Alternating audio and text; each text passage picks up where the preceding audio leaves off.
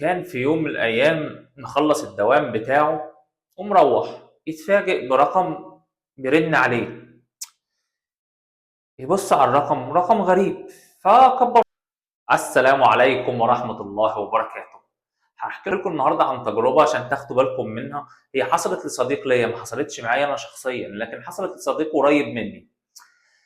صديقي ده الله ييسر له حاله يا رب. كان في يوم من الأيام مخلص الدوام بتاعه ومروح يتفاجئ برقم بيرن عليه.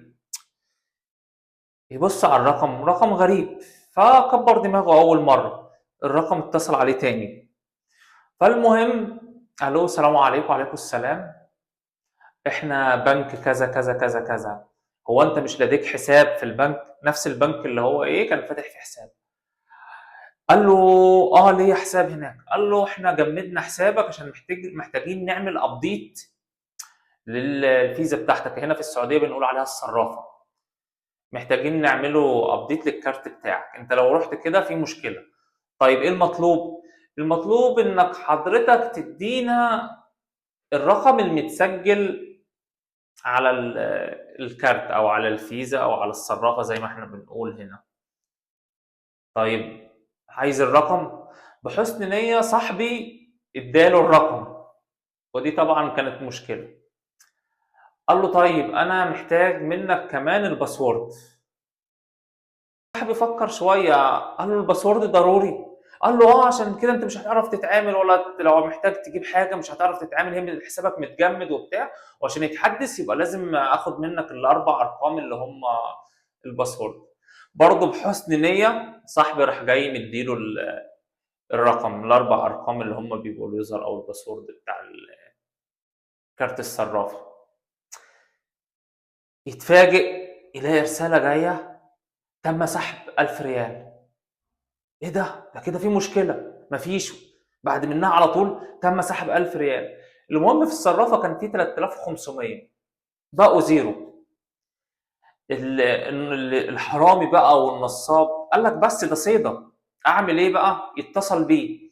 قال له قال له في حسابك دلوقتي بقى زيرو. قال له انتوا سحبتوا الفلوس وبتاع، انتوا حراميه. قال له لا لا احنا مش حراميه ولا حاجه ولا نصابين، احنا اخدنا الفلوس دي عشان نعمل قضيه وهرجعها لك تاني، وانت روح اودع 1000 ريال جديده عشان الفلوس كلها ترجع لك مره واحده. فصاحبي جاي بيقول لي حصل كذا كذا كذا. قلت له الله يخرب بيتك اللي انت عملته ده، انت كده خلاص احنا كده لبسنا في حيطه، الفلوس دي اتبخرت يا معلم، الفلوس دي خلاص مش انسى. ازاي وازاي وبتاع؟ قلت له ولا تروح تودع 1000 ريال ولا اي حاجه، احنا نطلع دلوقتي على اسم الشرطه ونعمل بلاغ. طيب وممكن الفلوس ترجع وبتاع؟ قلت له والله الله اعلم، تعالى نعمل اللي علينا ونشوف. المهم اخدته ورحنا لاسم الشرطه، دخلنا للضابط او الشخص المسؤول. قال لنا والله يا جماعه الرقم اللي بيتصل ده بيبقى رقم من خارج اساسا البلد، مش رقم موجود هنا، فالتتبع بتاعه بيبقى مش صعب لانه ده اساسا بره البلد.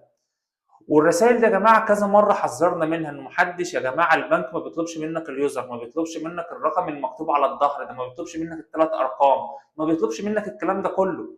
فانت بقى ازاي بقى تديله كل الحاجات دي؟ انت اديت له الداتا كلها بتاعتك والبيانات كلها، هو قدر يدخل على الاكونت بتاعك ويجي يعمل عمليات شرائيه عن طريق النت، عن طريق اونلاين، سحب كل الفلوس. فقلنا له طب كده قال يعوض عليكم ربنا.